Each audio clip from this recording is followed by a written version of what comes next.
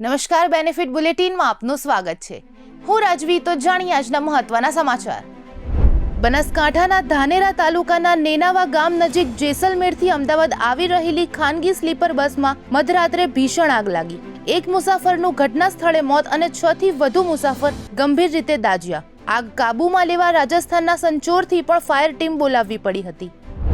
સુરતના માંગરોળ તાલુકામાં મારામારી અને તોડફોડની ઘટના। જૂની અદાવતને લઈને લાકડાના ફટકાથી હુમલો કરાયો, જેમાં એક વ્યક્તિને ફ્રેક્ચર।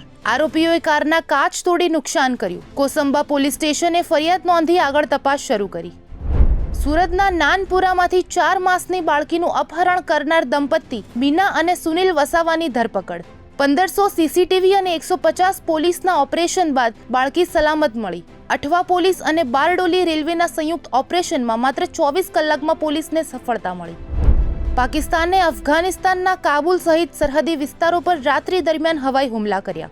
કાબુલ, કંધાર અને પાક્તિયા વિસ્તારોને નિશાન બનાવાયા। કંધાર એરપોર્ટ નજીકના ફ્યુલ ડેપો પર પણ હુમલાનો દાવો। તાલિબાન સરકારે હુમલાને ક્રૂર આક્રમકતા ગણાવી ચેતવણી આપી। તો આવા જ મહત્વના સમાચારો જાણવા માટે જોડાયેલા રહો બેનિફિટ ન્યૂઝ સાથે।